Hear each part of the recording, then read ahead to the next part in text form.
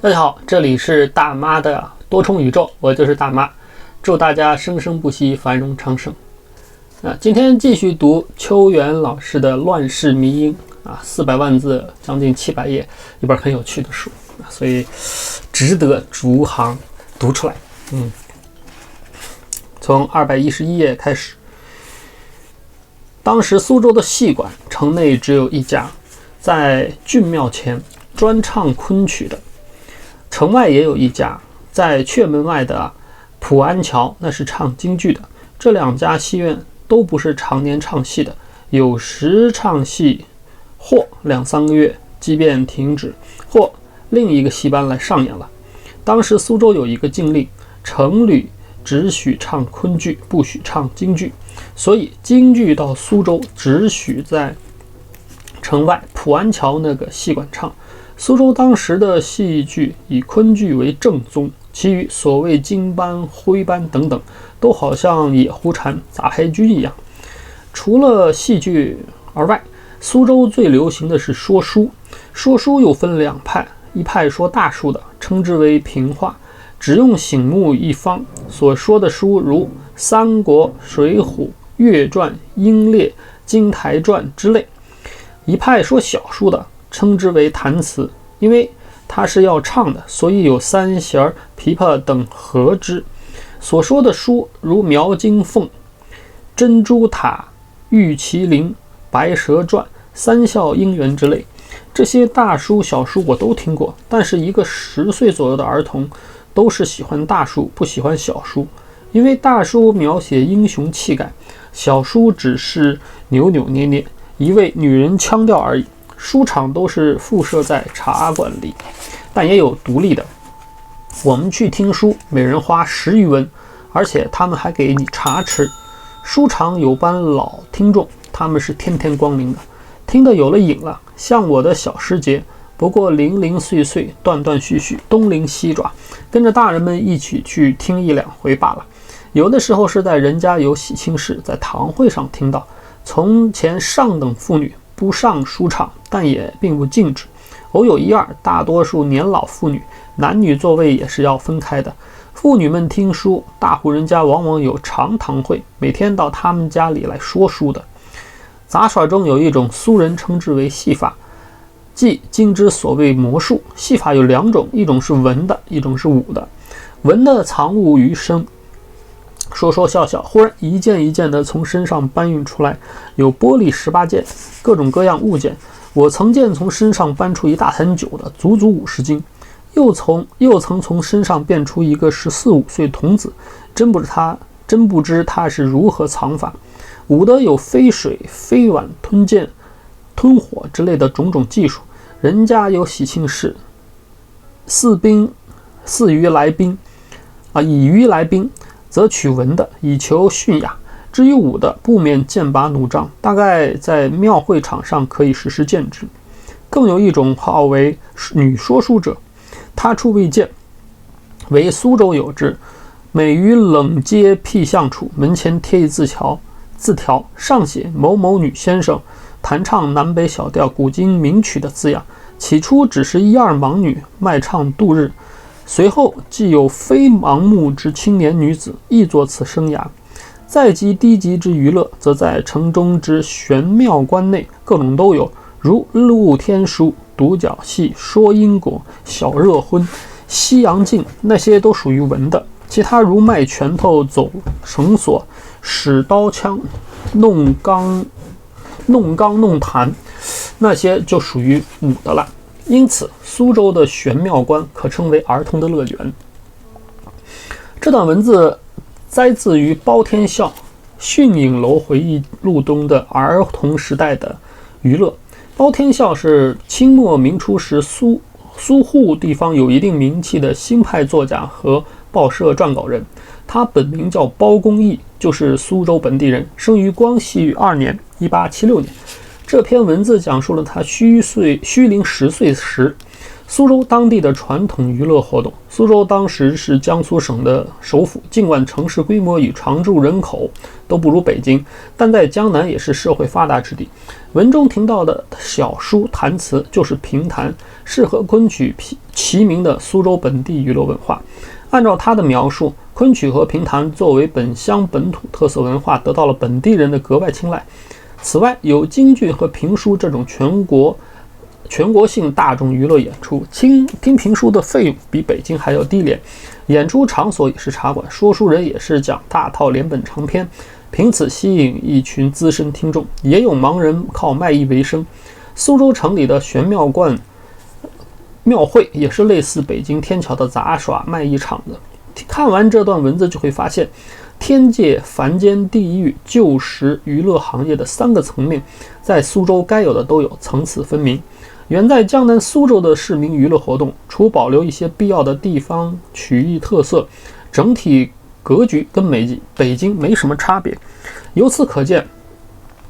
无论南北，既然大家处在相同的社会历史发展阶段，体现在文化娱乐方面自然是高度一致的。还有一类娱乐场所和娱乐方式，包天笑没有写，也是笔者下面要讲述的桃花源。好，这是第2章的，应该是最后一节了。桃花源，包天笑没有写，是因为他当时还是孩子。这个地方最大的特点就是少儿不宜，不接待他。在汉语里，桃色用来指代女装艳容，继而又引申出男女情色、风流艳情等等含义。这桃花源就是妓院。妓院在中国的历史渊源最起码可以追溯到春秋战国，齐桓公任命管仲主持政务，在齐国推行改革。管仲早注意到老百姓俗性多淫，认为这是为国家财政搞创收的好办法，就在齐国大力推广官办妓院。管子治齐，治女旅700，征其业禾之资，以充国用。此即花粉钱之始也。从此之后，别看妓女在中国社会受到偏见对待，但妓女在历朝历代都是合法行业。官府禁娼，针对的是不向国家纳税的私娼，并不禁公娼官娼。千百年风俗一直流传下来，形成中国传统声色文化。北里平康、青楼勾栏、章台柳巷、河房灯船、陆氏曲中、花朝红观、行院治狱鹰寨樊楼等等，笔者随手就能总结出妓院在汉语里面的众多别称。这也从某个侧面反映出妓院文化的繁盛景象与厚重积累。青楼文化在唐、宋、元3朝可以说处在一个黄金期，因为这一时期官府不大主张禁嫖。从李白、杜牧、柳永到自誉为响当当一粒铜豌豆的关汉卿，留下无数文人骚客与青楼女子之间的故事。诗仙李白就写：卖眼抛春心，折花调行客。美人在时花满堂，美人去后空余床等等，就是这种抒发纵情放浪格调的香艳内容。流传的今天的唐诗，以描述妓院和妓女为内容的超过2000多首全唐诗里甚至有130余首诗的作者就是妓女。到明清两朝，社会风气开始趋向保守，从明朝初年开始禁止官员侠妓，但因为很看重妓院对国家财政的贡献，依然允许妓院合法营业。官府对卖春业苛以重税，以后明清两代乃至民国一直如此，真正做到全面禁除娼业、封查妓院，只有1949年后的新中国时代。一提到妓院里的娱乐活动，大部分人第一时间想到的肯定是卖春、买春、皮肉交易。这些的确是妓院里的主营业务，但妓院不只有这些，在它提供的成人娱乐当中，还有一些非色情或低色情内容。这些非色情或低色情服务内容在旧社会的传统娱乐产业里占有不可忽视的份额。在明清两代的特定社会文化与历史环境中，妓院还发挥着一些其他社会功能，妓女也在扮演其他特定的社会身份。这些特定环境与身份现在早就不存在了，很多人自然就想不到。而大众历史都是以主流官方角度为主，也不会具体关注和诠释这些比较偏冷的历史文化细节。笔者就在这些方面略说一二。首先，旧时代妓女拥有一个特殊的社会身份——假妻。说假妻，估计你还不明白这什么意思，但要说婊子无情这4个字就很熟悉。婊子这个词的历史很悠久，最开始没有女字边，而是婊子，婊就是外面的、表面的。婊子意思就是瞒着正妻在外面养小妾，用今天的话说就是二奶。古时候那些所谓成功人士更热衷包二奶，原因有很多，比如那时候是一夫一妻多妾制，允许纳妾。还有个原因就是那时的成功男士普遍比较厌烦自己的正妻夫妻关系僵冷。封建社会都是包办婚姻，父母之命不得不从。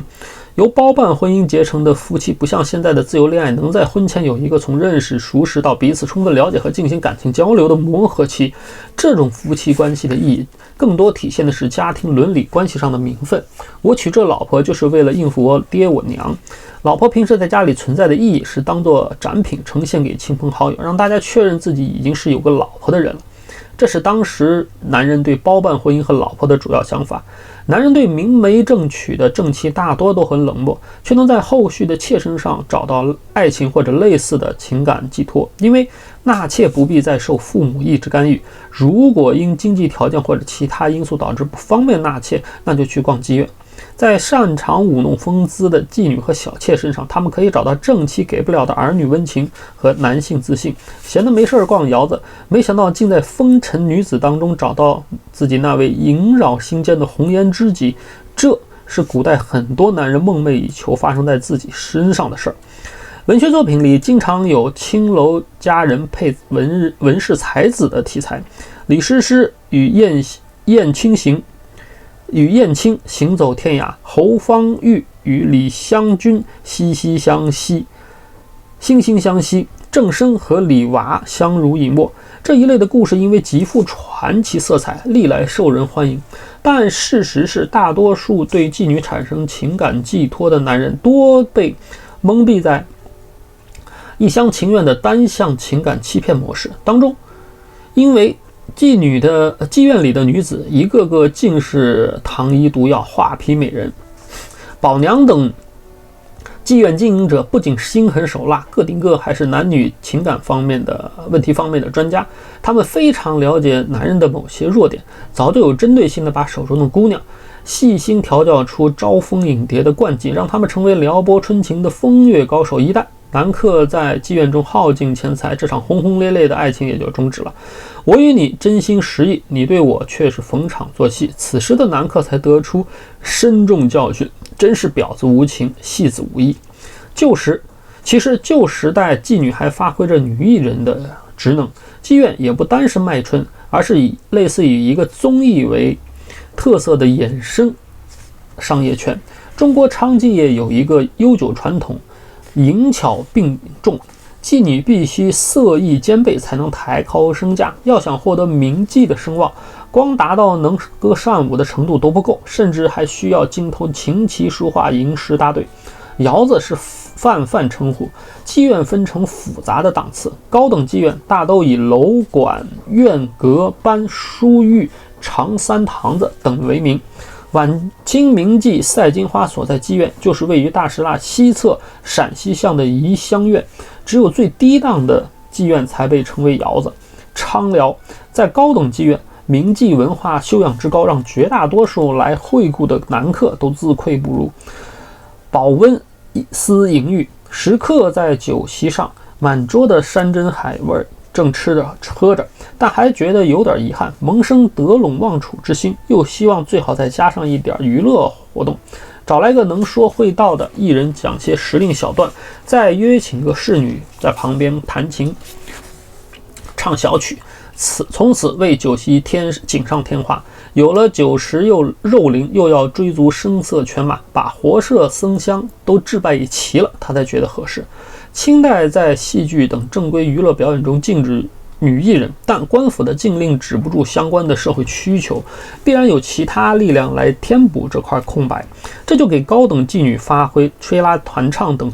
通俗娱乐方面的才艺提供了广阔的施展机会，诸如商人请客走走关系，官场上搞裙带关系等重要正规的筹宴聚会活动。如果是在家里让自家女眷出来陪客，当然很不合适。按照当时的社会风俗礼仪，女眷不能随便见外客，而且在男人聚会的宴席上，女眷也不允许随便上桌。把外面的歌女请到自己家里来呢，更不合适。那就只剩下一种了，把筹宴安排在外面某个能提供相关服务的地方，再把约请的歌女也叫到这个地方。因此妓女还发挥女艺人间交际花的社会角色。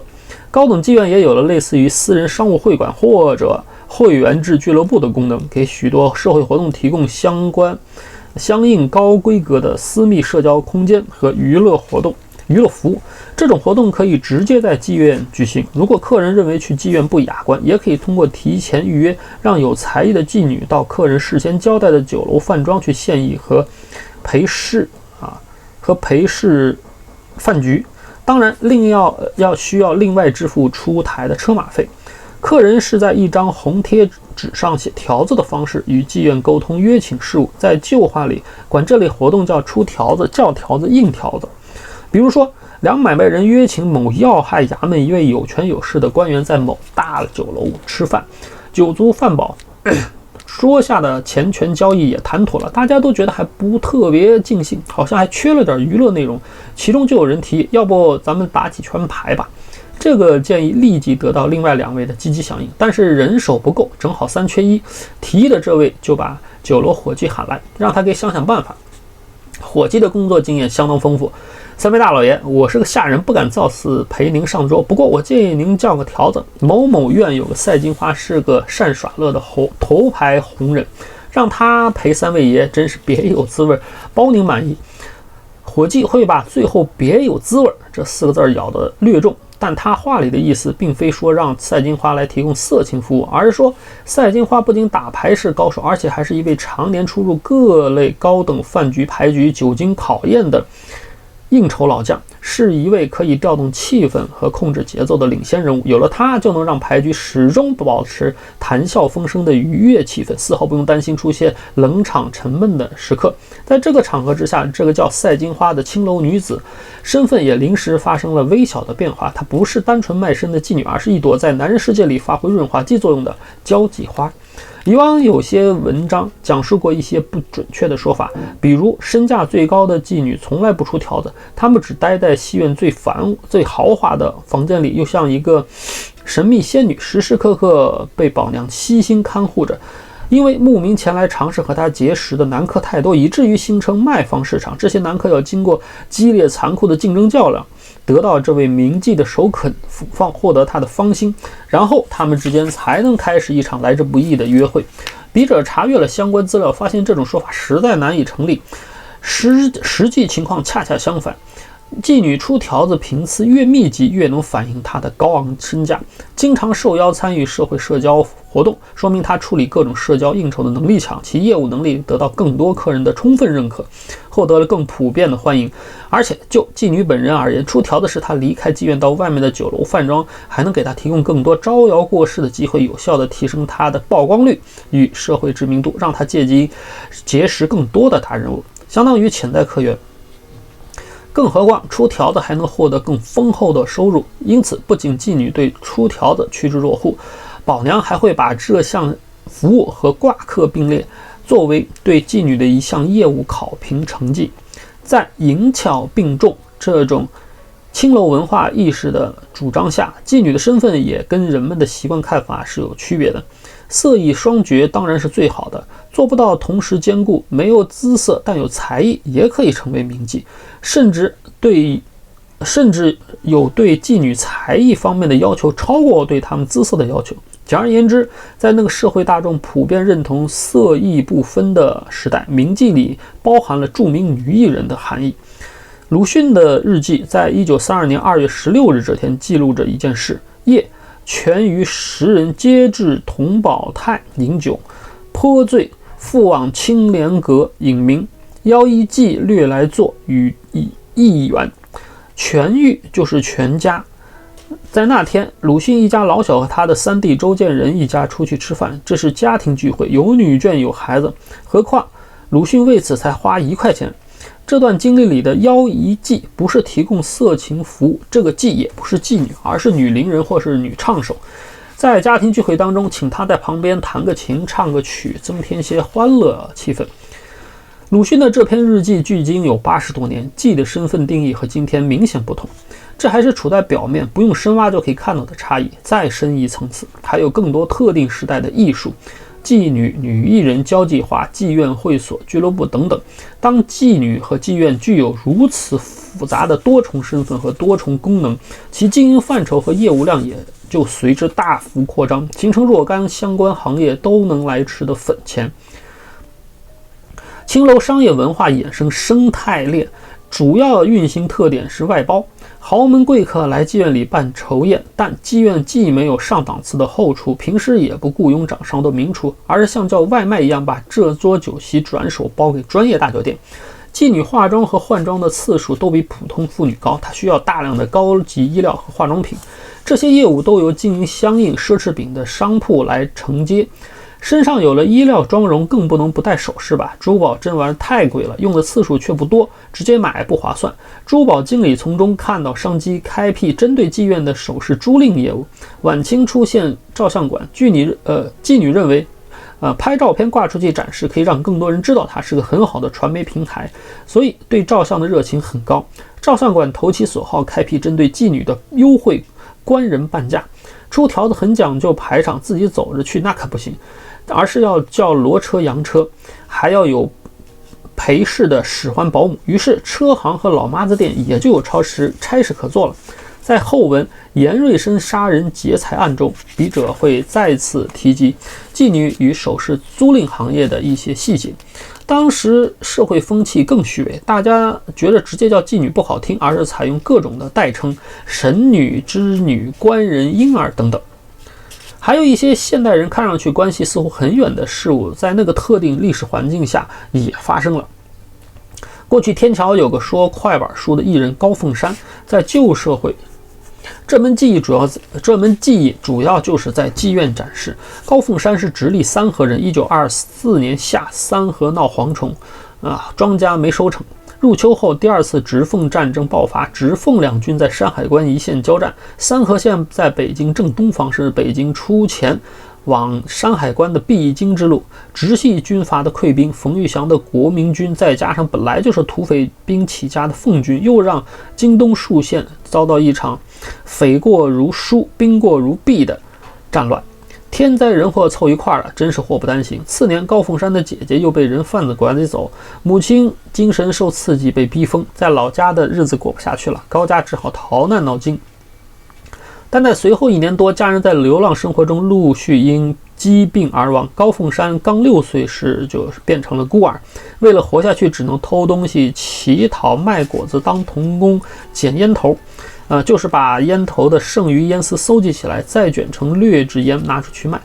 有一次，按老板叮嘱，他到一家中低档妓院送货，被妓女看中了。妓女让这个流浪孤儿留下来做杂工。小孩子活泼好斗，做事勤快，不知道累，而且年纪又小，不妨事儿。高凤山因为手脚麻利，学东西快，一教就灵。他随后得到了一份高级工作，给妓女梳头打扮。这份工作的特征就是和本书最开始讲述的那个现代美发店的例子一模一样。女人特别在意梳妆打扮，做一次美发不仅顾客很挑剔，耗时还长，这就要求大工手艺过硬，而还不行，嘴巴还得甜一点，和顾客闲聊说笑话，不能让气氛憋闷下来。高凤山毕竟是孩子，没有阅历见识，说不出让人感兴趣的话题。妓女觉得这孩子嘴笨，不讨人喜欢，反正会梳头的又不止他一个，后来就让会说话的人来做，不用他了。高凤山遭遇失业危机，不过他随后在天桥重新开始显肩头时，找到了鼠来宝艺人曹德奎，向后者拜师学唱快板书。鼠来宝艺人其实就是叫花子。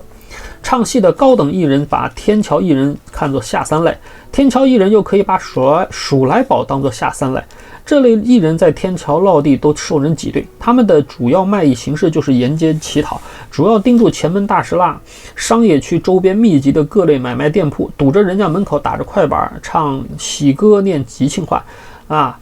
王掌柜大发财，金银财宝一起来，你有钱我有嘴，鼠来宝的是穷鬼啊。这些人还给自己化个妆，故意往脸上蹭把灰。几十岁的成年人还要光个膀子，穿个小肚兜，蓬松乱发往上一拢，梳个一边歪的朝天辫，辫子梢上再插根草标，鸡毛领子或者拴脸铃铛，打扮成痴癫童子的形象，以丑世人装疯卖傻。如果打了一遍板子，商铺还无动于衷，他就扑通往地上一跪，嗓门再提上去8度，板子打得更脆响。这家店铺要还是不表示，那就死皮赖脸着不走了。鼠来宝艺人弄出这副模样和言语动静，是故意为难商家。买卖家大早起来正式营业，大门左右分开，第一眼就瞅见门口跪着这么一位，实在太糟心了。有他在门口堵着，有碍观瞻，正常客人谁还敢登门会顾？生意都没法做了，算了，到后厨盛点剩饭，再从柜台上拿几文钱，赶紧打发走。鼠来宝艺人一看目的达到，站起身来，再去隔壁下一家。高凤山找曹德奎学鼠来宝，原始动机就是让自己嘴好使。打快板有整书大书，更能在现场随机应变，现编赞词，内容都是讨巧奉承溜须拍马的吉庆话。他认为以后要是再捡起给妓女梳头的事儿，就可以弥补缺点。学艺之后，他从曹德奎当中得知这行的若干门道。曹德奎的板子唱功都不错，但心思功夫大多用在技艺以外。在四处游走唱快板的职业活动中，他已经把大石蜡、朱市口、唐白街一带各种商铺全都摸查一遍，哪家富哪家穷，哪家的掌柜爱听奉承话，哪家新来的伙计爱犯傻，哪家铺面常来哪些有钱有势的熟人熟客等等，他都跟管片民警一样，给这一地区的商家做了一次有鼠来宝特色的人口普查，使他的乞讨工作更有针对性，也更有效率。接下来，曹德奎又告诉张凤山另一个门道，在天桥这块卖艺，其他艺人一天最多能开2厢戏，一个上午一个下午，但咱们却能开3厢戏。其他艺人到了日头快落西山，马上该收摊时最着急，尤其那些白天没挣着够钱的，完了，晚上吃什么睡在哪都没着落了。但是鼠来宝的却从来不急，因为对这行白天卖艺相当于预赛热身，不用太看重，夜间的活动才最关键。这多出来的1厢戏就是在晚上，就是去了窑子。一般商铺白天营业，天黑就打烊，而酒楼、饭庄和妓院晚宴时间才是重点应酬时段。妓院尤其看重夜生活的生意，这个特点也被鼠来宝艺人盯住。天黑之后，妓院就成了他们的重点目标，一白一黑，分时明确，白天叫唱铺户，晚上叫串花巷子。曹德奎最后把当初收徒弟的盘算都跟高凤山挑明，咱爷俩非亲非故，我凭什么收你当徒弟？你以为我是看你可怜吗？都不是，是因为咱俩通过盘道，我从你嘴里面得知你以前伺候过姚姐，那现在让你去串花巷子，轻车熟路啊。对鼠来宝艺人而言，串花巷子的好处实在太多。首先是来钱容易，描述妓院生意的很多言辞都带有花。到妓院应付宴请酒席的俗称就是吃花酒，妓女的别称是花娘，名妓当中粗类拔萃者叫花魁等等等等，叫花的也有这个字儿。妓院的经营者以此认为，有乞丐在门口唱喜歌是好事儿，一来说明我们生意兴隆，二来可以给我们添花色，所以妓院打发乞丐出手痛快又大方，而且还给乞丐好脸色，绝不斥骂轰撵。其次就是可以守株待兔见大人，这更是带有传奇色彩的故事了。逛高等妓院的人中，不乏身居上层权贵阶层的大人物，有穿官衣的，有顶着各种显赫头衔的，有受人尊捧，被尊为学术大师的。民国初年，北京社会上就有说法称，八大胡同诸多高等妓院的消费主力是两院一堂，参众两院的议员和军师大学堂的部分师生。无论是参加应酬饭局，还是来妓院寻欢作乐，总之逛窑子肯定不是什么光彩的事。越是有权有势的大人物，越在乎自己的社会声誉形象，所以他们来逛窑子必须谨慎低调，微服私访。这个特点更被串花巷子的鼠来宝一人注意并利用了。设想一下，贝老板为生意上的事，在怡香院设下酬宴，请郎局长做客，又花费不菲钱财，请怡香院头牌红人胡小娥作陪，全过程非常流畅，一个走通了关系，一个得到了贿赂，各自皆有收获。狼狈二人过于得意忘形，忘了安全二字。筹宴结束，刚走出妓院大门，忽然间不知从哪个角落里窜出几个衣衫褴褛、形象猥琐的叫花子，打着竹板唱着歌围上来纠缠不休。鼠来宝进街来，一街两巷好买卖，一巷月好招牌，大老板您发了财，您发财我沾光，您吃肉来我喝汤，等等等等。耶，这位大爷看着挺面说：“哦，我认出来了，你不是郎局长吗？我在报纸上看过您好多次，没想到今晚瞧见真人了。郎局长，您今天还是来微服私访了。郎局长，我再给您唱一段吧。郎局长，你怎么不说话？都来瞧啊，都来看呢。青天大老爷郎局长到怡香院挺茶民情，与民同乐。”在一声声亲切呼唤中，郎局长肝胆俱颤，魂飞魄散。别喊了，别喊了，催命鬼哦！再喊我的心肌梗塞都要犯了。这要是被小报记者报道出去，明天一早登上头版头条，就是让我身败名裂的爆炸性丑闻。要说还是贝老板的反应速度快，赶紧从钱包里抽出几张大面额的票子，用尽力气甩得远远的。几个正在纠缠的叫花子一看有钱，立刻扑过去争抢。贝老板趁机领着郎局长杀出重围，逃之夭夭。所谓见大人，就是在妓院门口观察，如果发现停放高级车马轿子等迹象，就以此为线索判断有大人物正在妓院中活动，然后守株待兔，利用大人物做丑事不敢张扬、急于脱身的弱点，围上去纠缠，逼迫他们掏钱。身份已等同于乞丐的鼠来宝艺人，活在那个历史时代的特定社会环境下，也成为青楼文化衍生商业生态链中的一部分。这是现代人难以了解和想不到的事儿。在明清两代500余年的历史上，妓女成为这一时期中国女性审美和流行时尚的绝对领导者。前面讲京城戏院的章节，笔者曾提到那位来京入贡的朝鲜大使洪大糅，他写有旅行笔记，把自己在赴京路上观察到的各地风土人情都做了详细记录。乾隆30年12月上旬，朝鲜使团走到燕郊堡，就是今天北京以东和通州相邻的燕郊。这天当地正好有庙会，周边各乡各村的老百姓都来县城赶大集，人稠物攘，热闹非凡。洪大糅一眼就看见一位服饰轻佻鲜艳，手执竹烟袋，游目浓笑的妙龄女子。她身上绮丽的阴爪和脸上放荡的眉目神情与一般妇女完全不同，在人群当中非常扎眼，让周围包括洪大荣在内的所有男人都忍不住抬眼打量她。洪大荣作为一个朝鲜文人，性格略显虚伪，他很了解中国社会文化，也基本猜到这女子是什么身份，但是他故意假装没看懂，去问使团雇佣的中国车夫，车夫倒是个直肠子的爽快人，说婊子。因为职业特征，为了达到吸引异性的目的，妓女在服装和化妆方面都比一般女性更追求艳。到明清两代，因程朱理学盛行，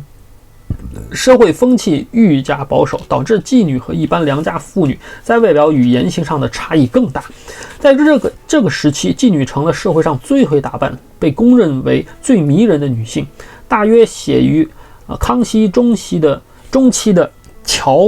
板桥杂记，作者叫余怀，里面就有讲述秦淮青楼女子的一段文字，说男取衣裳妆容，四方取以为饰，大约以清雅朴素为主，不以鲜华，以丽为功也。出破花者，谓之梳拢；以成人者，谓为上头。衣饰皆刻为之错办，巧样新材，出于甲母，以其余物自取之。故贾母虽年高，亦盛装艳舞，光彩动人。衫之短长，袖之大小，随时变异，见者谓是时是妆也。贾母就是宝娘，破瓜和成人指不同年龄段的妓女。这段文字透露出一个情况：当时妓女的衣着打扮已成为流行时尚的标板，良家妇女在穿衣打扮方面纷纷向妓女学习。这种风气极盛，已经影响到社会的各个方面，就连抽烟这种司空见惯的小事都被波及。烟草源于南美洲，大约在明朝隆庆万历年间传入中国。最初是在对外商开埠的福建泉州，烟少让人上瘾，以摧枯拉朽之势先遍及沿海省份，在北上席卷全国，进而越过长城，流入塞外蒙古驻部和朝鲜半岛。努尔哈赤在万历年间起兵，别看明清两军常年兴兵打仗，照样挡不住烟草传播。清军还没入关呢，盛京的八旗贵族就抽上烟袋锅子了。中国传统社会道德对良家妇女的言行各有限制，但很有意思的一条，就是不在乎女人抽烟。从慈禧太后到农村老太太，再到10几岁的黄花大闺女，捧着水烟壶，叼着旱烟袋，这在彼时是普遍现象，没人说闲话。今天我们常见的香烟是在甲午战争爆发前几年进入中国的，在香烟取代旱烟的过程当中，妓女发挥了重要作用。上海风俗所记中记录的这件琐事，近数年来，归人竞相系纸烟，开风气之者绝为上海。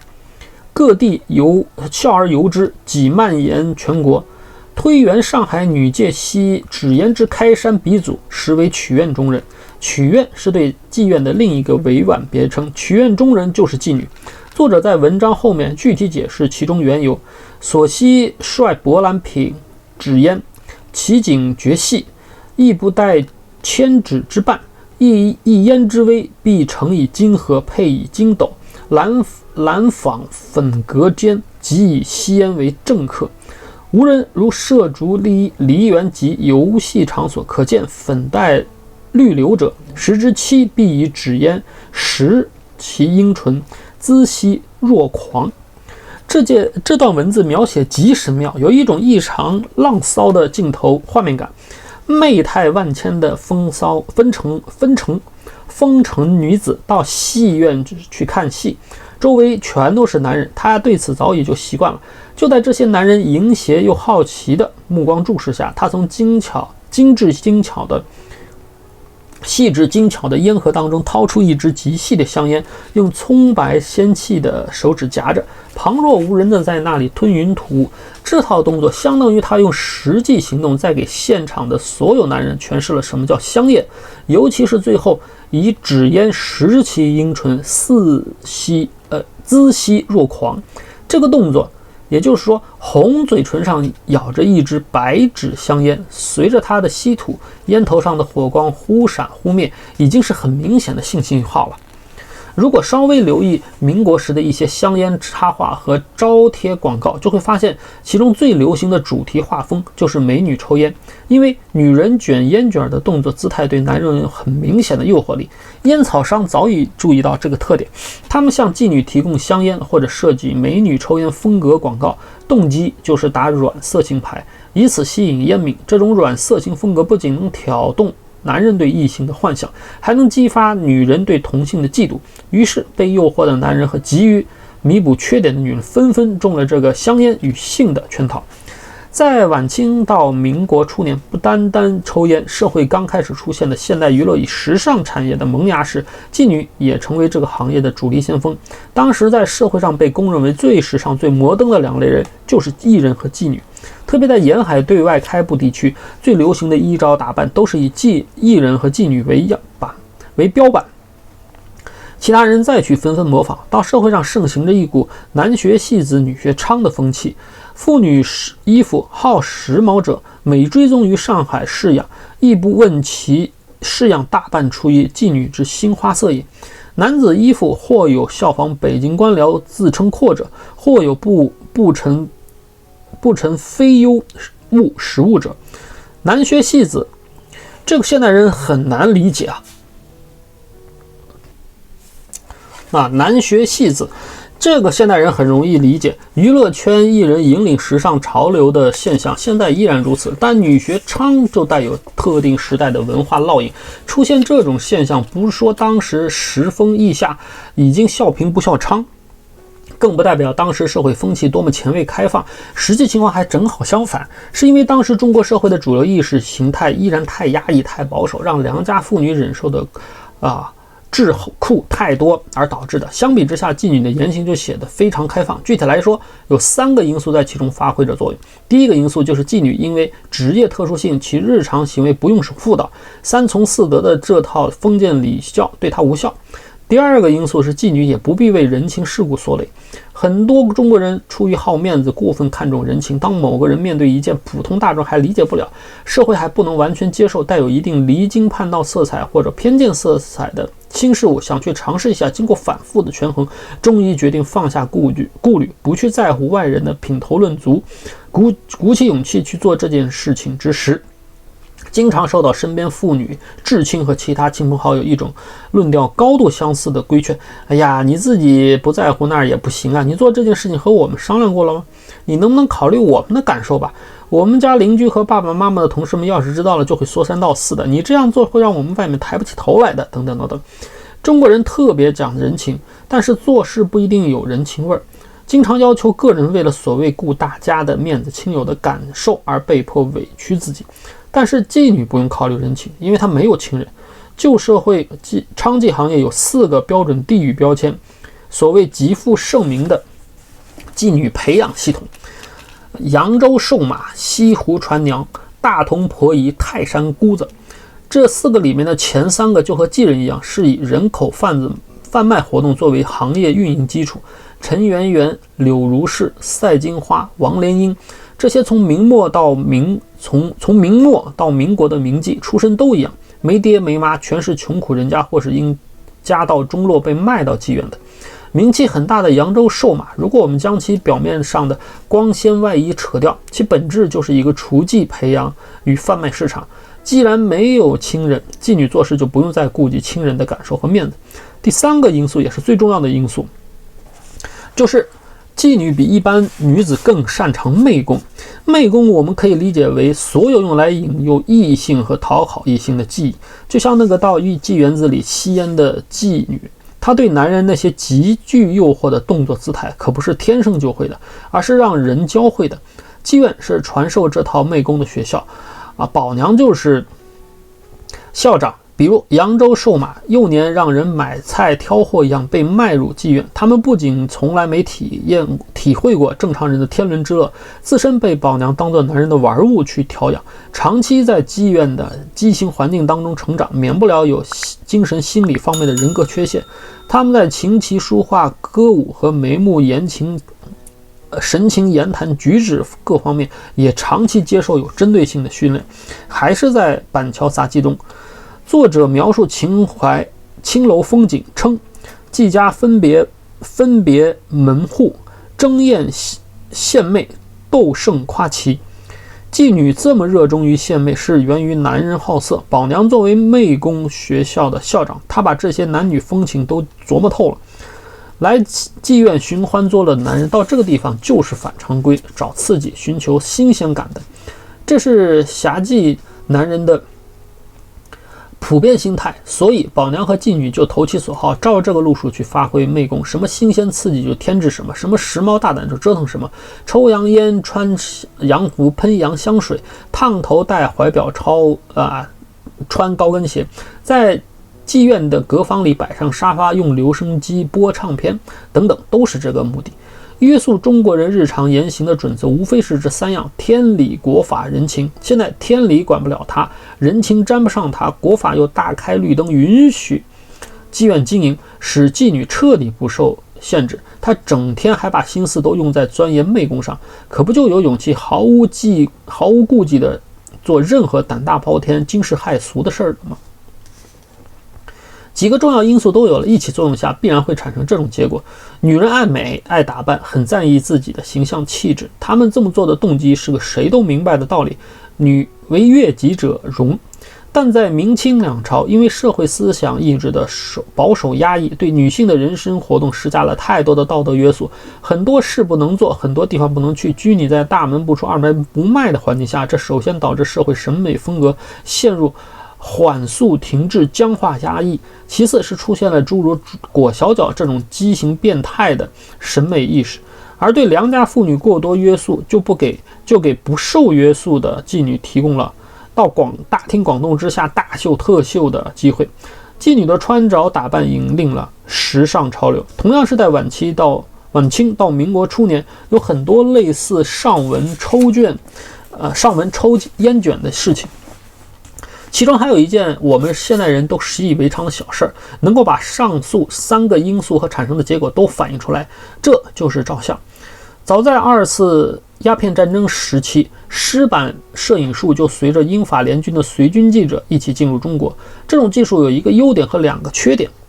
优点是拍摄出来的黑白照片清晰度相当高，足以让人满意。缺点一是没有现成底片，用乙醚、酒精、硝化棉和碘化钾几种物质配比做显影剂，涂在玻璃上做底片。这种东西对待一起时间稍长就失效了，只能现场配置涂抹，现场拍摄。如果是外景，要把几种盛放药剂的瓶瓶罐罐装箱，专门脚夫挑着背着。缺点2是曝光时间长，超过10秒钟，所以当时做不到抢拍抓拍，只能摆拍。模特按摄影师要求摆好造型，听摄影师数10到15秒，在此期间不许动。大约是在中法战争前后，用溴化银做显影镜的玻璃干片也进入中国，才弥补了湿版摄影的缺点。中法战争到甲午战争之间大约10年，因为中国与欧洲都没发生战争，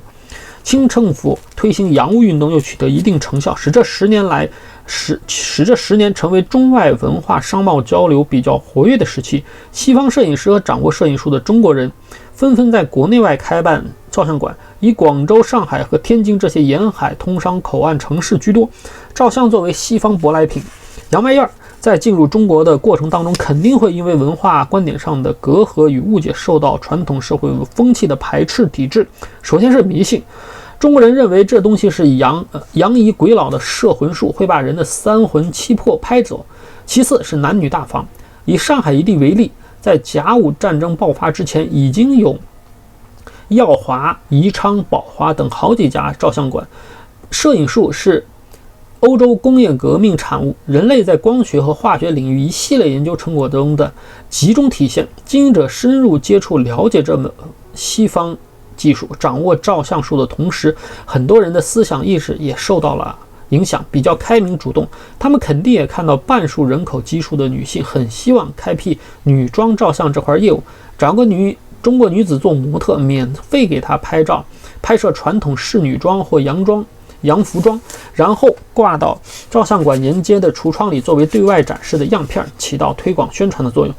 以此来招揽更多的国人，尤其是女性来拍照。但是他们找不到合适的女模特，没有哪个良家妇女和他们的丈夫家人愿意接受照相。一听说还要把样片挂出去展示，千人瞧万人看，让过路人都对着照片指指点点，品头论足，分明是奇耻大辱了。而且有些照相馆的合伙人和摄像师还是洋人，让南洋人给中国良家女子照相，这更刺激了中国男人的自尊心，这下彻底没商量了。无奈之下，照相馆只好找妓女做模特，其中就有小银仙。虽然是找妓女来拍照，但照相馆本意是想开辟针对所有中国女性的业务，所以没有参入色情内容，拍摄的是很正统的仕女装。样张挂出去展示，立刻产生轰动效果。首先还真就是千人瞧万人看，这是如假包换的西洋景。其次，样片到橱窗相当于宣传力度极强的传媒平台，大家都来观看、议论和打听照片上这个女子的情况，这让原本只有2班妓女的小银仙瞬间成为红得发紫的大众明星。照相馆无意中发挥了炒作团队外加造型大师的作用，让妓院宝娘和其他妓女听说这事儿，意识到拍照片是新颖的高效宣传手段，他们再一次充当时尚潮流先行者，纷纷惠顾照相馆。OK，以耀华为代表的上海照相馆，终于以妓女为主要突破口，打开了中国女性顾客的市场。这些照相馆趁热打铁，为争取青楼女子这个不容忽视的客源，专门给他们提供优惠让利服务，争相打出官人半价的招牌。中国的照相馆事业就在妓女的支持下开始起步。妓女选美、妓女唱戏、妓女演电影，甚至在袁世凯称帝前后，还有妓女劝进请愿团。就在晚清到民国这段时期，妓女在社会上表现得异常活跃，是娱乐行业与社会时尚潮流的先行者和主力军。OK， 第2章到236页结束啊，这才第2章。好，那我们这个今天还读得还行啊，继续第3章开始。第3章江湖暴徒。说评书的时候，一旦故事主线开始分叉，出现2个以上情节发展走向，说书先生要分头陈述，习惯用一句话对观众交代一下：花开2朵，各表1枝。现在笔者要把江湖懦夫这朵花绽放一边，另拾起江湖暴徒这朵花。这位江湖暴徒叫青帮，他还有安青帮、安青会、青门教等等别称。如果我们把中国近代史看作一部历史大剧，它就相当于一个油头滑脑的老戏骨作为一个重要配角，其戏份本来就不少了。但是这个爱出风头的家伙居然还不知足，时不时的是去抢别人的戏，甚至喧宾夺主盖过主角的风头。总之，他的表现欲实在太强烈了，活着的时候就能达到人尽皆知的程度，退出历史舞台之后，依然留下许多显赫一时的骁勇人物和他们的传奇故事。黄金荣、杜月笙，上海外滩黄浦江岸华阳两界的草莽恩仇与江湖风波，不仅历史书讲他们的故事，文学界、影视界更热衷以他们作为题材，创作了无数作品。如今，有关于青帮的传闻，都说他帮规最严酷，上船容易下船难，只要入了家门，这辈子就没有金盆洗手的那天。谁后悔了再想退帮，要摆上香堂，当着诸多帮内兄弟的面，由当初介绍人其入帮那位影师亲自给他3刀，下手还特狠，刀尖由肚子捅进去，后腰穿出来，前后穿透了，叫3刀6窟窿。还有一些说法说青帮里的青就是指大清国的清，并把青帮和另一个江湖会党洪门并列，称青红帮。然后对比解释，洪门就是打着反清复明旗号的天地会，青帮则得到清朝官府的认可，一个立志要反清，另一个保清，政治立场严重对立，所以青红帮是水火不容的仇敌。如果出现跳门子，也就是投靠到对立帮派去的叛徒，只要抓住了就往死里整，由青转红，披红挂彩，由红转青，扒皮抽筋。这些传闻不仅数量多，内容还挺邪乎，给青帮罩上神秘又恐怖的色彩。任何事物一旦被勾描渲染得太浓重，就会遮住它的本色，长期被涂改杜撰，也越来越偏离其本真。这些传闻绝大多数与实情相去深远，专门有一批对江湖会党感兴趣的人去编造各种有关青帮的风言风语，其中最积极的其实就是青帮成员自己。从上世纪20、30年代开始，就有青帮成员给自家著书立传，有通曹经鉴、安青通草等等。其中信息归纳整理最全面、社会影响力最大的一部著作，是1933年首次成书的《青门考源》。这本书总结了青帮起源、早期的运作模式和切口黑化，确实有很大参考价值。但因为作者本人就是青帮成员，因此书中很多内容和立场观点并不公正客观，有自卖自夸的成分。如果让笔者给这些内容做定义，那就是权威的谎言。这些内容经不住推敲，导致全书虽然有一定价值，但真实度一直受到外界的质疑。但干书面世，包括黄金荣、杜月笙等人在内，当时在世的几乎所有青帮上层人物都纷纷站出来给作者站台助威叫好，对书中内容表示赞同。没错，写得太好了，我们这帮在帮的人就是书里写的这个样子。书的这个作者叫陈国平，既是国民党老资格党员，也是青帮成员。在晚清到民国初年，青帮成员按其传承辈分，启用第21代到24代门徒的大通悟觉这4个字时，陈国平就属于通字辈。1949年，他随国民党残军败将一起退至台湾。青门考员在1933年成书，到1946年已经有正式的第3个修订本。这几个版本里的内容有显著差异，但一个非常有意思的趋势始终没变，就是强行充当革命老前辈。作者处心积虑地把青帮和旧民主主义革命运动攀扯到一起，重点是和孙中山、黄兴等人的早期革命活动拉关系，推翻满清。我们出过力，反袁护国，我们死过人。侵害起义我们响应了，打倒军阀我们参加了，咱青帮兄弟可是中国革命事业的先锋队嘞。为了凸显这个思想，作者牵强附会，在书里编造过很多的故事。长江各省府县水陆码头革命领导之下，无数青门老少参与其间，其丰功伟业只可惊天地而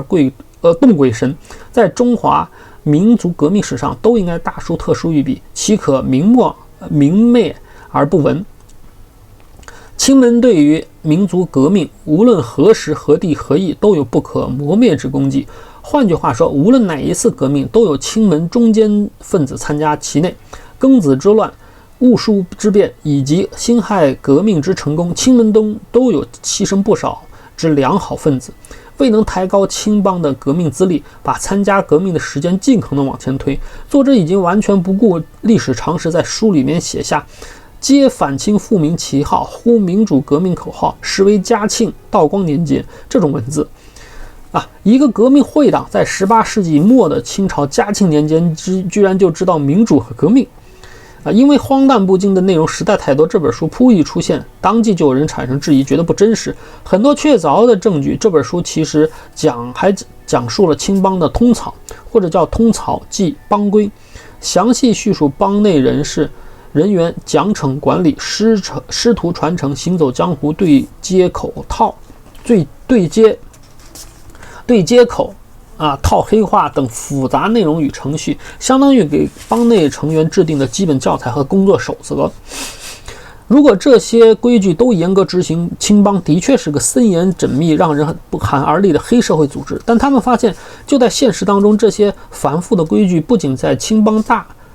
大都没有被执行，而且就算古怪分子也只能掌握运用少数常用黑话。书里那些大套的切口串词，他们既不懂也不会，在平时更没人说。陈国平为写这本书不惜专资搜罗青门道义典册及各地通曹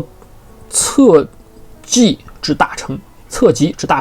实际上就是整段直接抄前人写完的通草书目，抄的时候还不上心，连前书的错别字都没能发现纠正，一并照搬过来。依据众多对比证据，质疑者得出初步结论：青门考源里讲述青帮起源的内容和各种革命事迹可信度并不高。青帮成员之间确实要讲很多黑话和江湖规矩，但不像书中写的那么夸张。书里以浓墨重笔介绍的繁复帮规，在现实当中也没有体现和执行。这本书的作用是给青帮立牌坊、挂幌子、勾脸谱，拿给外界人去看，欺世蒙人用的。但中国人做事习惯明哲保身，凡遇到争议事件，是真是假倒是次要，先要看当事人的身份和态度，再考虑自己是否要揭穿骗局。质疑者一看青帮老大级人物纷纷表态，何况青帮在社会上还很有势力，那就算了，千万别因为说话没留分寸，得罪了强人，给自己招惹麻烦。青帮靠这本书把自己夸饰成革命前辈，极力攀附国民党政府，有其时代背景。略熟悉中国现代革命斗争史的人就知道，1933年前后正是国统区白色恐怖气氛越加严峻的时刻。换到国民党立场上讲，就是处在上升期，执意强化自己政权统治力度的阶段。除了要剿灭苏区红军，也在打击削弱其他地方实力派，限制和防范在社会上有能力兴风作浪的民间组织，其中就包括青帮。到了1945年，抗战已经胜利，国共和谈又在进行，国民党正处在政治威望较高，在国内外影响力最盛的状态，所以又开始强化统治，压制社会力量。此时的青帮因为丧失一些过去长期依赖的政治特权和物质基础，地位和实力反而弱化了，更殷切的对国民党政府示好，故意给自己大肆编造革命事迹，对国民党使劲套近乎。从这件事情当中，至少可以发现青帮身上具有2个特征。首先是这个黑社会组织的实力和底气，并非传说中那么强横跋扈，照样胆小怕事，照样也有顾虑。官府刚表示要收拾他，就得低头认怂。其次是他的历史形象和社会资本也并不是像传说中那么悠久神秘。青门考研的作者和青帮大佬一唱一和联手作假，这种心态就和穿增高鞋给自己脸上做整容手术一样。他们知道自己的真实起源粗陋鄙薄，并没有什么值得拿出来炫耀的，所以通过著书立传的方式使劲给自己脸上贴金，化浓妆做美容。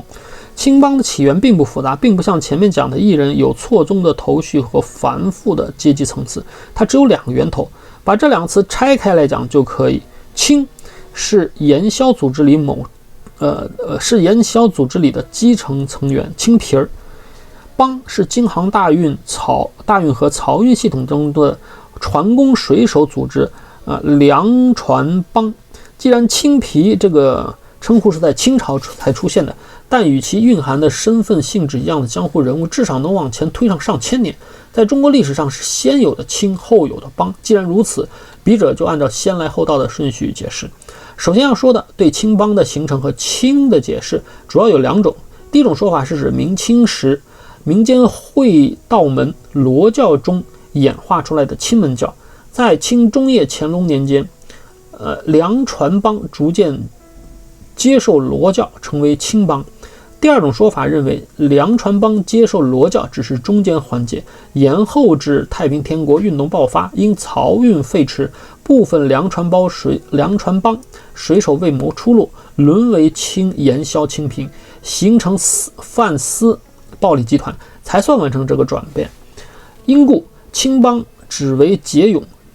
青帮才是化蝶啊，前后2个青，前面一个青带3点水，后面一个青是没有3点水啊。这2种说法并存，使青帮形成时间相差100年之久。第一种说法虽然悠久，青帮成员自己也大都如此表示，但证明这个说法的历史资料不足，以传闻为居多，大部分来自青帮自家帮规和通草中的教门故事叙述前后矛盾，经不起推敲，还有明显的自我美化色彩。而后一种说法则资料考证丰富，辨析严谨，说服力更充分。青帮虽然有家族偶像崇拜成分，但它不是靠宗教信仰作为凝聚力的民间会道门。在这个组织从事的种种活动当中，宗教色彩也极为淡薄，并不是民间宗教组织，而是和天地会类似的江湖会党组织。所以笔者采纳第2种说法，不会在下文当中，不过会在下文当中也稍带叙述第1种说法。好，这个先说盐帮啊，这个段落叫盐帮，这个章节叫盐帮。私盐，青皮出现的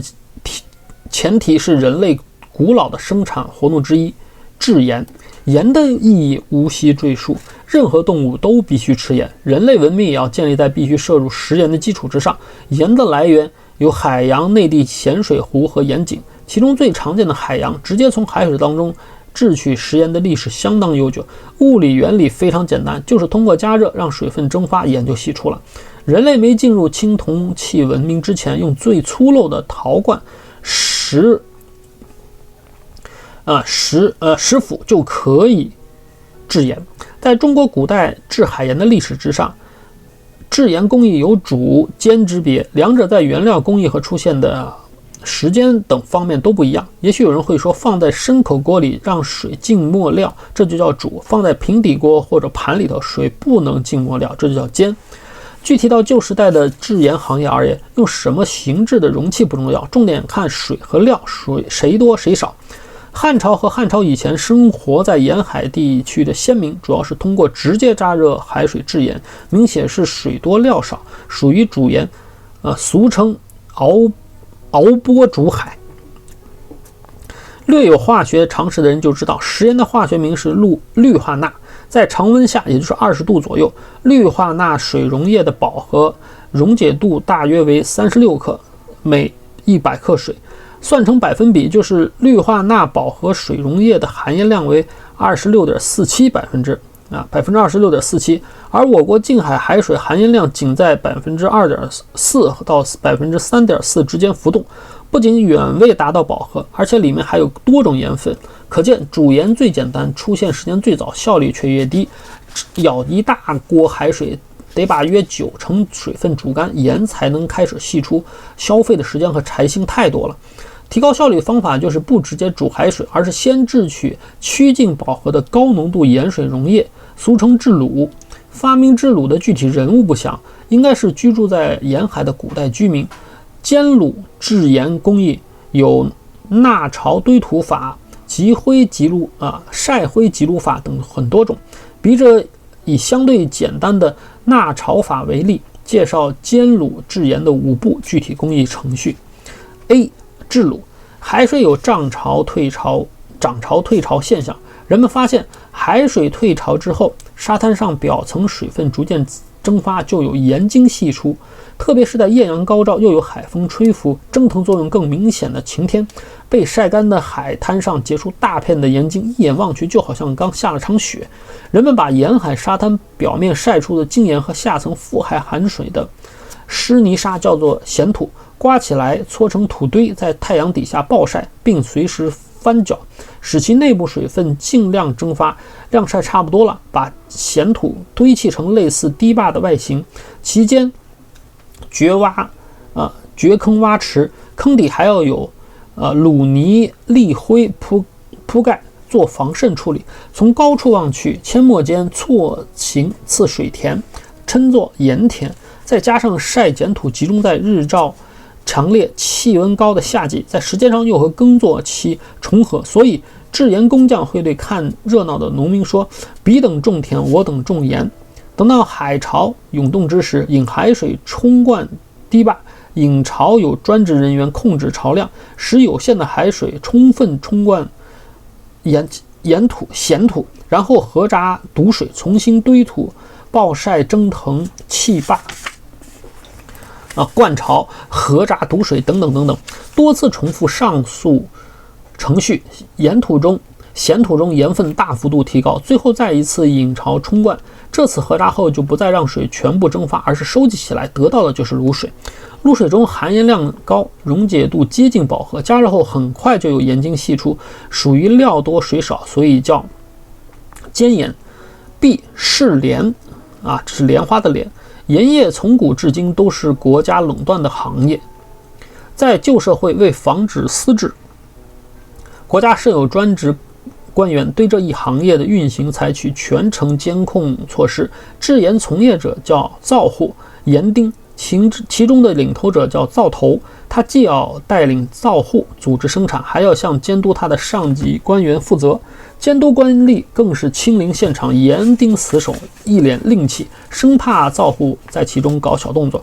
收集起来的卤水先要在官员监督下由造头测试质量。物理原理也很简单，就是看卤水的比重。采用的工具是常见的莲子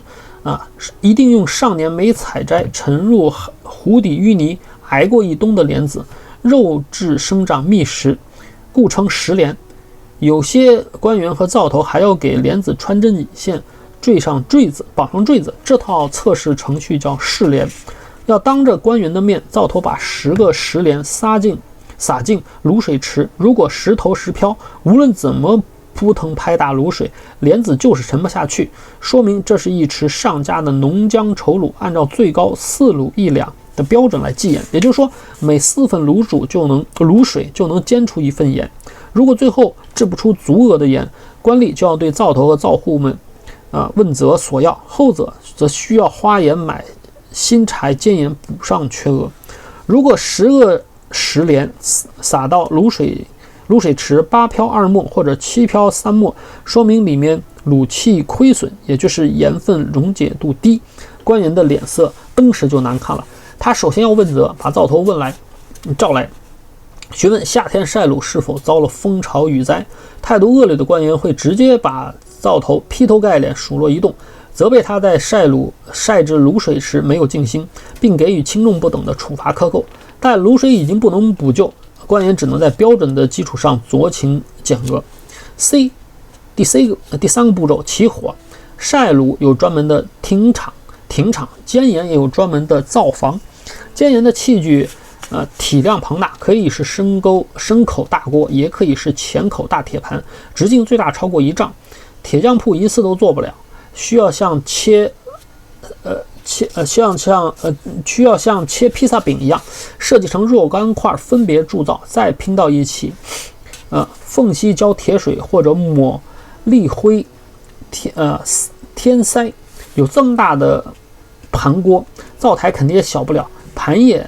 灶眼少则7个，多则13个。灶户们依照既讲究自然规律，又强调迷信思维的双结合方式，让不同位置的灶眼负责不同功能。他们按9宫8卦这套说法，修生伤度井死经开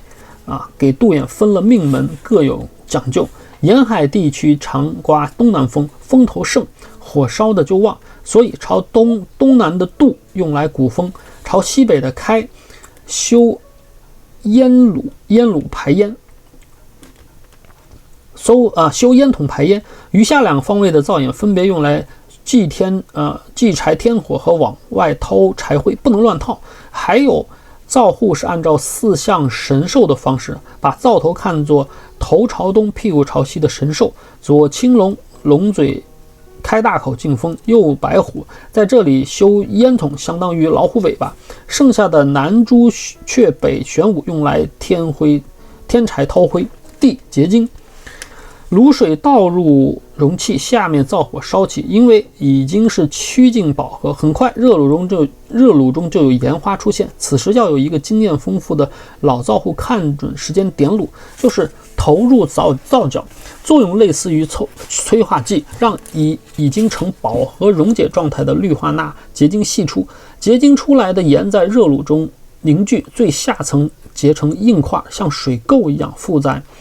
容器内壁上。在热腾腾的卤水中，还有敲散的盐花随着热卤翻腾。专有几个灶户负责用木竹做的耙子伸到容器当中，把碎盐花扒出来，再用铲子把附着在容器内壁上的硬盐块搓下来。同时另外一拨人负责向容器中倒入新卤，这本不断把析出的结晶的盐巴铲出来，另外一边不断往里边去新卤。灶底下的火更不能停，也需要一直有人负责添柴和掏灰。野海水中盐分复杂，除了氯化钠，还有氯化钾、氯化镁等物质。动物吃的食盐只是氯化钠，不包含其他杂质，尤其是氯化镁，味道苦咸的，对人有毒。不过这些盐分有一个挺有趣的地方，对人有毒不能吃，却是做豆腐需要用的重要原料盐卤。俗话说卤水点豆腐，这里说的卤水就是溶解氯化镁等杂质盐分的高浓度水溶液，是制取食盐过程当中的下脚料。白毛女里卖豆腐的杨白劳，在大年夜被黄世仁和穆仁志强逼索债，在卖女儿的契约上摁手印，就是在夜深人静时喝下点豆腐的卤水寻了短见。从海水中制取食盐，就是要把这些对人有害的盐分分离出去。物理原理依然很简单，利用不同的盐在不同温度下的饱和溶解度的变化度。氯化钠的溶解温度受温度影响产生的变化很微弱，在20度的常温下，饱和溶解度约为36克，加温到90度时也不过39克，仅仅升高了8.33%。而氯化钾和氯化镁随着温度升高，溶解度变化特别明显。以氯化镁为例，同样是在20摄氏度的常温下，饱和溶解度约为55克，加热到90度就上升到70克，升高27.3%。在从20度到90度的加温过程当中，氯化镁饱和溶解度的变量是氯化钠饱和溶解度变量的3倍还要多。我们所说的饱和卤水是以氯化钠含量为准的。当氯化钠在水中的溶解度达到饱和时，氯化镁还远远没有达到饱和。随着水温升高，两者的饱和度相差会越来越大。因此，烧热到一定高温的卤水，随着水分蒸发，当氯化钠已经结晶析出时，氯化镁依然完全溶解在水中，就是遵循不同物质在不同物质下的溶解度变化差异的道理，将氯化钠与其他盐分分离。零卤扒出的盐花产出的盐块，尽管里面的杂质已经很少，但还是粗盐，不是最终的产品。灶房一边有临床和临架，就是用木头竹子捆扎的多层柜子间，每层都铺设席子。灶户把盐花、硬盐块都砸碎，铺散在每层架子上，再从锅盘里舀出热卤水，由上到下缓缓浇洒到淋架，让卤水逐层淋漓浸过。淋卤本身就是饱和氯化钠溶液，浇洒之后，席子上盐块中的氯化钠成分不能再溶解，而其中已经很少的氯化镁等杂质盐分却会再度溶解。通过淋卤这个程序，氯化钠的纯度进一步提高。另一种方法是把刚刚在锅里结晶的盐块取出一小部分，单独放在一桶不含任何盐分的常温清水当中重新溶解，直到肉眼观察有盐渣沉底，使之成为饱和氯化钠水溶液，然后再浇洒到淋架上。这道工序叫重淋，道理和淋卤相同的。经过以上数道工序之后，可以供人安全食用的盐就制出来了。在临床下，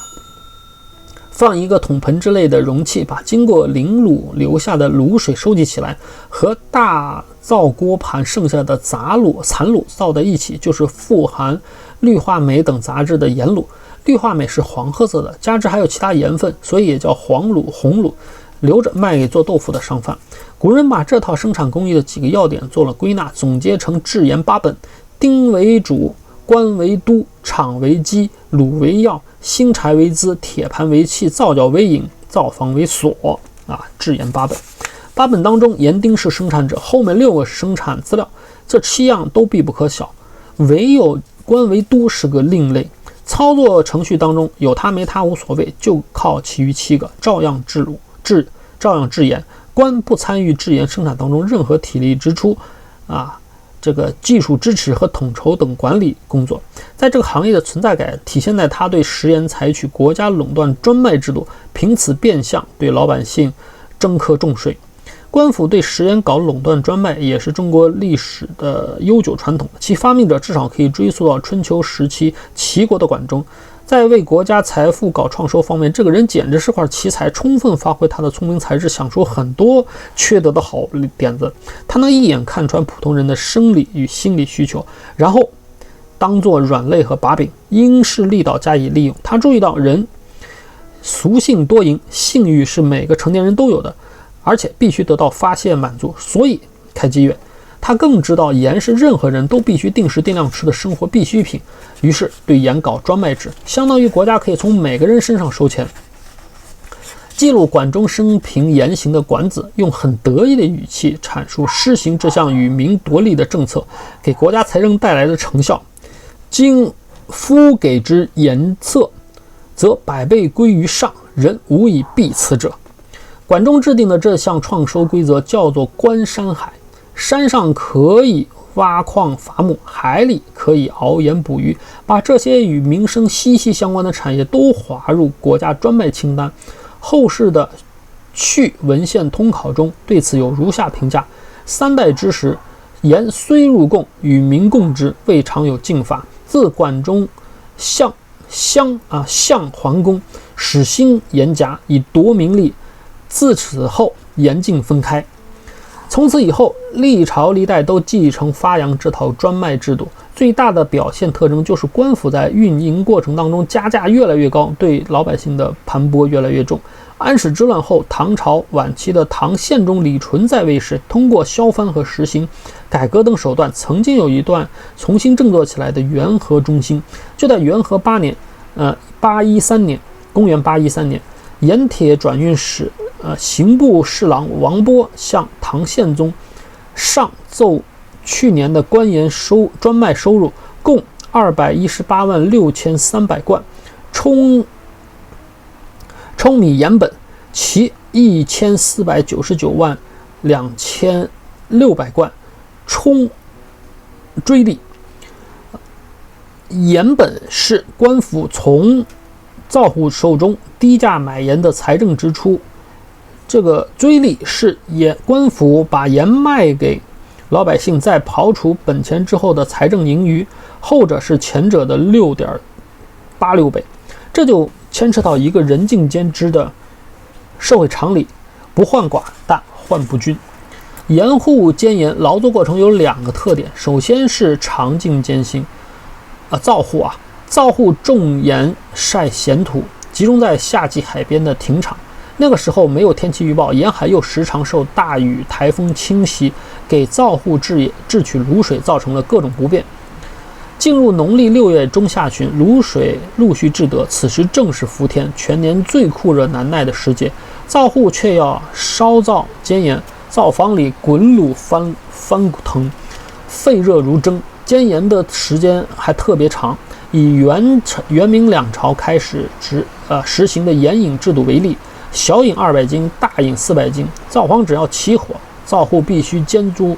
出足饮的盐，由灶头汇报监督官吏，并得到正式许可，才能熄火封灶。在煎盐过程当中，灶徒带领灶户轮班交替劳作，昼夜不兴，少则半个月，多则超过1个月，简直就是遭罪。元代两浙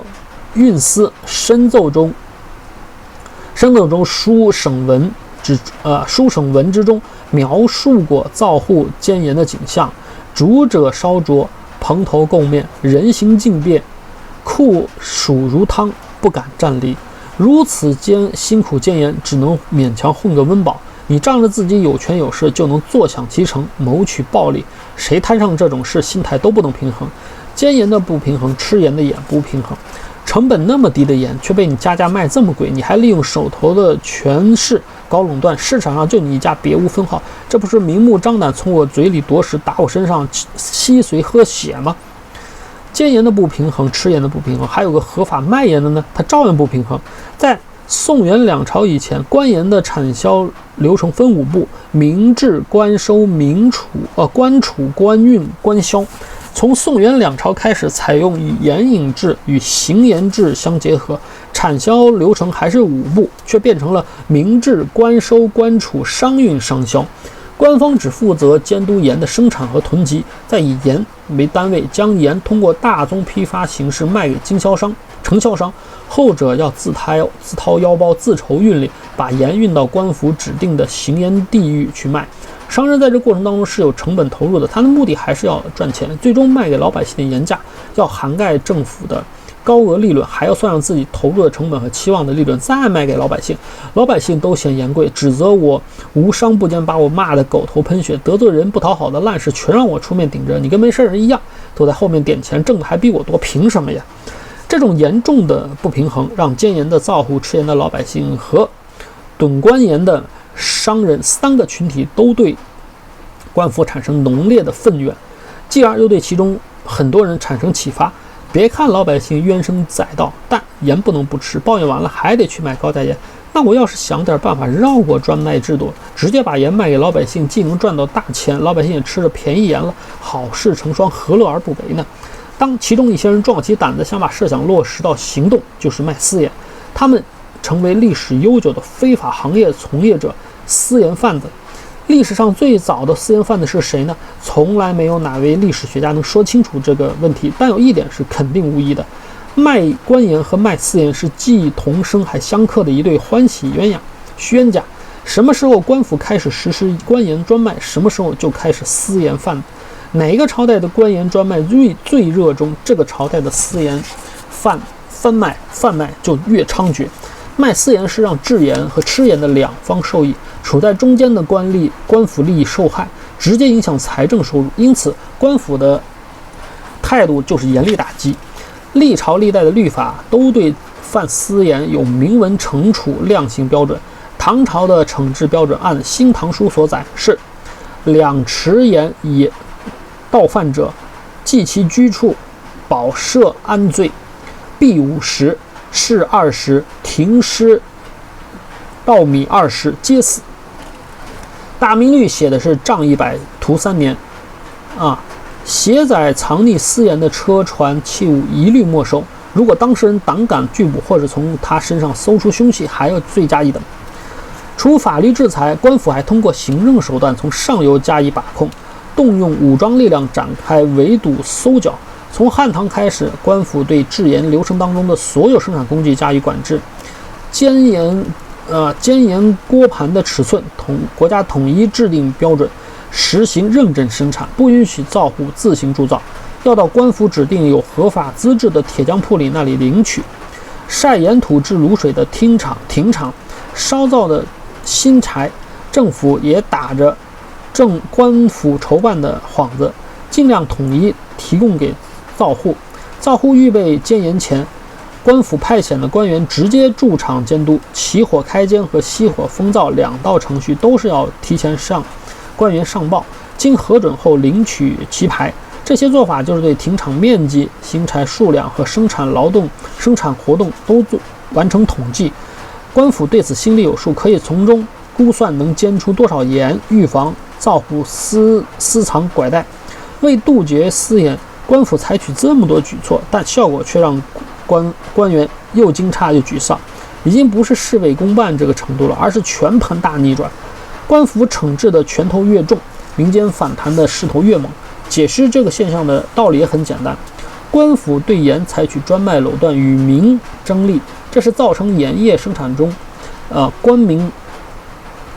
矛盾的根源。既然如此，光治标不治本，不仅没成效，还会适得其反。官府越是对官盐加价，私盐的价格优势就越明显。在风险高、利润也高这句常理的驱动下，官府对贩私盐的打击力度越大，民间贩私盐的风气就越盛。这个特点在元朝体系的最明显。中国几个大一统的封建王朝，元朝的政治最腐败，国债也最短寿，连100年不到就灭亡了。元朝的私政各是极端黑暗，他们采取的是盐引制和部分招商行销的行盐制。官方支付给造户的费用叫公本，公本主要由口粮和纸钞组成。元朝流通货币是纸钞，常用单位是贯，50贯为1锭。至元29年，公元1292年，元朝财政收入的货币收入为天下所入凡2978305锭，其中盐科一项就170余万锭，所占比率直接接近60%。这是靠对造户近乎苛责而渔的剥削而得到的。一方面，纸钞由于滥发，至元24年开始大幅贬值，官府用缩水的纸钞作为支付造户的公本；另一方面则强制提高盐额产量，摊派给各地造户。至元16年，盐额为58万余引，至元30年已经超过170余万亿。14年间增幅高达193%。在上述唐朝元和8年的例子中，盐本与盐利的比例为1比6.86，而在元朝这个比例已经突破1比10。在这种政治制度和财政制度的双重作用下，元朝出现了中国历史上数1数2的私盐贩卖大繁荣景象，全民贩私盐，全民买私盐和吃私盐。造户由合法煎盐转为铤而走险贩私盐，在日常生产当中，他们的另一个特点就充分体现出了集体精神。中国传统的自然经济是一家一户的单独生产，大部分农民由此养成的就是个体经营、自私自利的小农经济社会意识。但造户可不是，煎盐是作坊化生产，纵向有条清缕稀的，先后工序，横向上每道工序还有分门别类的操作工艺，每个工种需同步配合完成。这个特征决定了监研不能靠个人或者个体小家庭单打独斗，而是要在灶头的带领下，几家几户齐心合力，内部按照资历和技艺形成高低有别的等级序次和分工协作关系。经验少、体力好的拿劳力做晒盐土、担卤水之类的粗重活；经验丰富的老灶丁负责纳炒点卤；什么都不会的妇孺也可以沏茶端水送饭。身份最显赫的自然是灶头，它是大家的主心骨，更是监研生产进行当中的总指挥。什么时候点灶角结盐，什么时候鼓焚添柴，什么时候下趴子起盐花，什么时候不冷卤等等等等。灶头在灶户眼里有说一不二的权威地位，负责各项工作的灶户都要集中精神，听候灶头统一发号施令。整个监研团队循序渐进，同步协作，忙而不乱。虽然在那个时代，人们的世界观还停留在前科学认知体系，中国社会更谈不上沐浴工业文化，但灶户们通过长期参与监研的作坊化团队工作，经过持久熏陶锻炼，已经建立起来那个时代最稀缺的服从精神、纪律意识和团队负责感。在同进同退的集体精神作用下，大家拧成一股绳，做到有的放矢。相比于一团散沙的个体农民，他们在社会上就能爆发出成倍放大的能量。当灶户在政府监督下组织合法的监研活动，他们需要团队配合。当灶户决定绕过官府组织不合法的制售私盐活动，他们更急需抱团，其内部先统一思想，统一口径，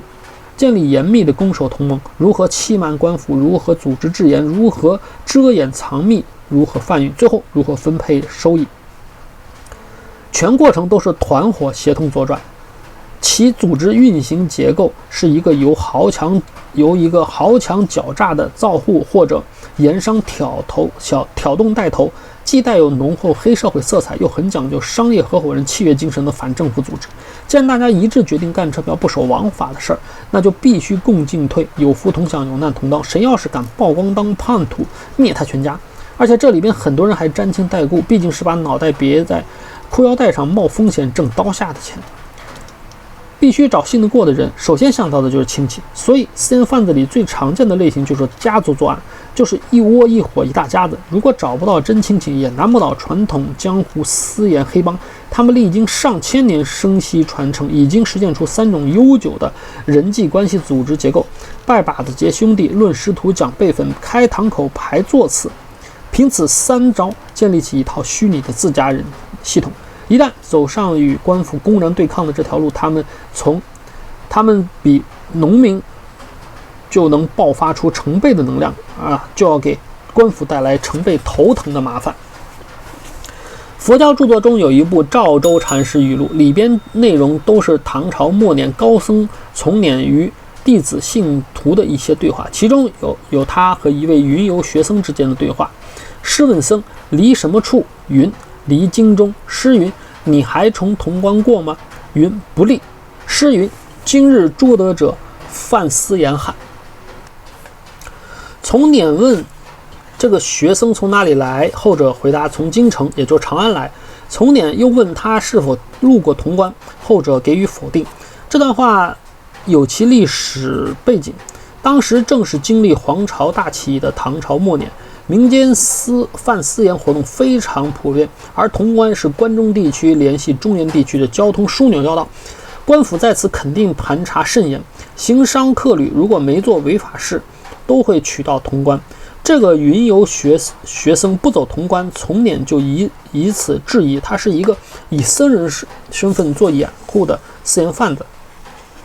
别看对话只有短短5句，但从一个角度透露出私盐贩卖活动的一处细节。无论官盐也好，私盐也罢，从生产者传递到消费者手中，就经历2个环节：制与销，即生产与流通。监研工艺没有复杂的技术难度和深奥的专利配方，就是利用一些常见的物理学原理，只要多尝试积累，掌握操作经验，又能吃得了苦，人人都会。官盐私盐在生产环节没有区别，区别在于流通环节。官府搞专卖垄断，就是自持把持流通渠道，隔在生产者和消费者之间。实现低买高卖。私盐贩子要想把盐卖给老百姓，就必须避开官府耳目，瞒天过海，另辟蹊径，开发属于自己的地下物流渠道。私盐贩子是中国传统社会数一数二的黑帮，他们开辟的物流渠道可以简单的从字面上理解为黑道。这条黑道是一项被私盐贩子视为重中之重的大工程，他们对这个大工程的选址与施工，以及建成后的使用和维护4个步骤，集中体现出传统黑帮势力的生存方式，反映出黑帮成员内部普遍认同的社会价值和个人价值。而且对这条黑道的利和破，更是私盐贩子内部和他们与官府斗争的核心焦点。前者要千方百计开辟和隐秘黑道，不同的帮派之间还存在争夺和干扰对方的黑道，而后者则想方设法破获和堵截黑道。比如说，在元朝这个私盐贩卖最活跃的朝代，官府无能侦破不了私盐贩子经营的地下渠道，情急之下，干脆采取最简单也最笨拙的方法——堵。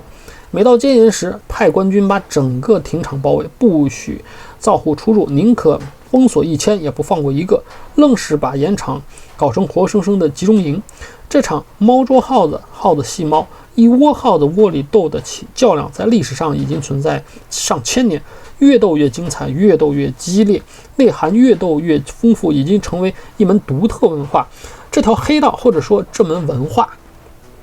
其实就是笔者在本书中重复最多的一个词——江湖。好，已经到259页念了1个半小时，今天先到这儿，以后继续。好，那这里是大妈的多重宇宙，那我是大妈，祝大家生生不息，繁荣昌盛啊！这个随时随地这个会聊不同的事情。但读书呢是一种非常好玩的这个跟作者对话的一个过程啊。OK， 好，那个欢迎大家订阅。